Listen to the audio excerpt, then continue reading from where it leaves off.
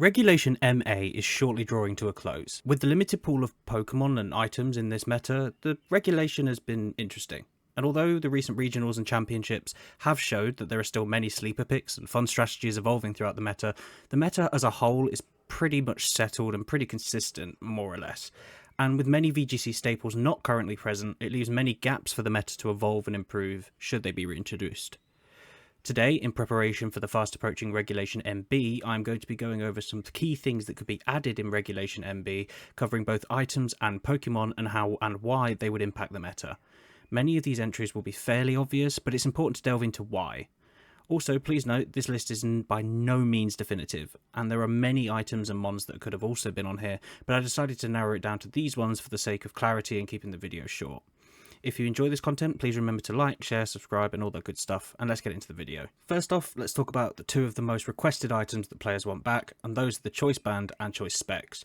For those of you that don't know, the Choice items increase a specific stat of your Pokemon by 50%, that being the speed with the Choice Scarf, which is already in the game and is a key component of the meta, physical attack with the Choice Band, and special attack with the Choice Specs, while having this effect balanced by restricting the user to only being able to use the first move that they use per entry onto the field. Many of the Pokemon that like to use the type boosting items like the Mystic Water, Charcoal and Fairy Feather in the current meta are doing so in lieu of these choice items, and despite these items not having the restriction that the choice items do, many of those Pokemon would still prefer to use the choice items over them due to the damage boosting effects of the choice items being so much stronger than their type specific counterparts. With Mega Evolution using up an item slot, it would allow players to lean into extremely offensive playstyles by pairing a Mega Evolution with a Choice Band or Choice Specs partner in order to overwhelm their opponent with sheer power, which is something we haven't seen for a long time and have never seen with all the new Megas. For example, you could imagine something like a Rain team that can now afford to use Swift Swim on Basculegion over adaptability because they won't lose out on that power boost as much by slapping a Choice Band onto it and pairing it with something like a Mega Starmie or even a Mega Blastoise, despite the fact that's not a new Mega, or even using a Choice Band on Palafin or something like that, making those jet punches hit so much harder. This isn't even considering how they could be used with any of the Pokemon that are going to be added in Regulation MB. I don't think it's a stretch to say that these items have to come back in Regulation MB, and I'm sure you'd all agree. Next up, it's the Terrain Setters and Terrain Berries. Now, the Terrain Berries are a little bit give or take for now. After all, Sneasler is already strong enough from running the meta without an immediate guaranteed activation of Unburden, but the Terrain Setters are definitely long overdue. By Terrain Setters, I'm referring to, alongside potentially the Tapus, although I'm not confident they'll be added yet or anytime soon, the likes of Rillaboom and Indeedee. Yes, that's only two of the terrains, but they are two main stalwarts of VGC that we need back as soon as possible. Although it is worth noting that Mega Raichu X has been confirmed to have electric terrain, so I'd imagine that may have a relevant place in the meta too once it's developed a little bit more, with the ability to disable sleep and power up those electric attacks. Rillaboom is amazing for its utility to set up grassy terrain, which boosts the power of grass-type moves, reduces the power of things like Earthquake, and provides passive healing each turn, but its toolkit makes it even better.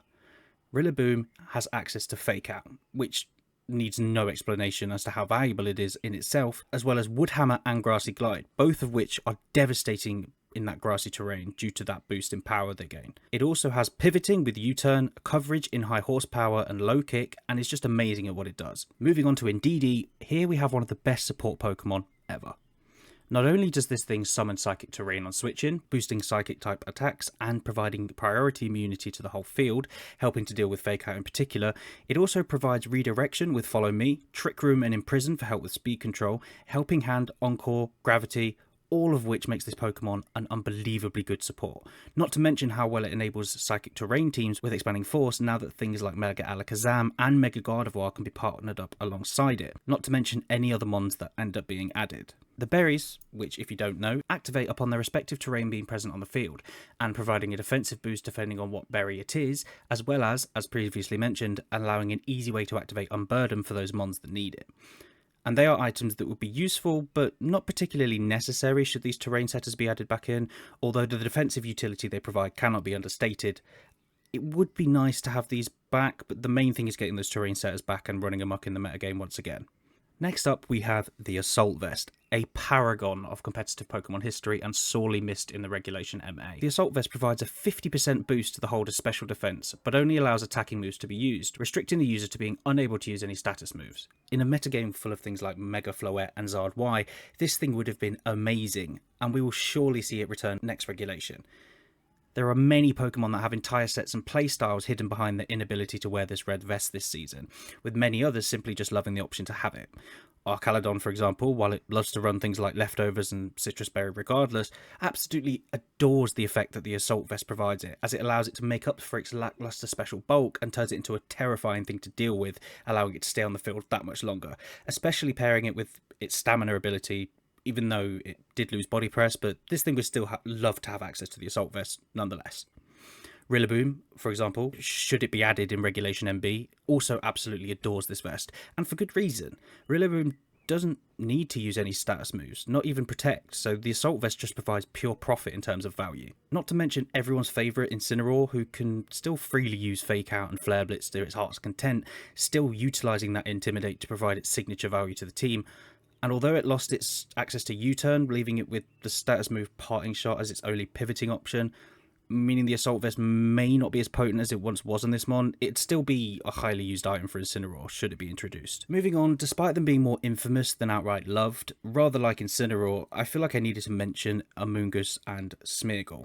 With their access to Spore being something that would be interesting to see given the new sleep mechanics, as well as Amoonguss being an absolute wall of a supporting mon with its redirection with Rage Powder and healing with Pollen Puff, alongside its Regenerator ability making it extremely annoying to deal with. And then there's the Smeargle that just sits there looking dumb while it just helps to dismantle your team with its access to everything, including in particular moves like Decorate, Follow Me, Wide Guard, Spore, Fake Out, so on and so forth. Overall, having these two back would be interesting, albeit slightly annoying. For the rest of the video, I'm going to be focusing on items. First up for those items is the Clear Amulet. The Clear Amulet makes it so that Pokemon holding it cannot have their stats lowered by an opponent.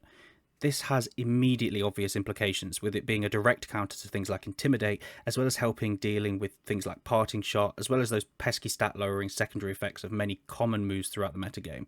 Moving on, we have the Rocky Helmet, which is actually visible in the menus already on the shop icon, so it's weird that it wasn't already in the game, and is an item that punishes direct contact with the Pokemon holding it by dealing chip damage to the attacker.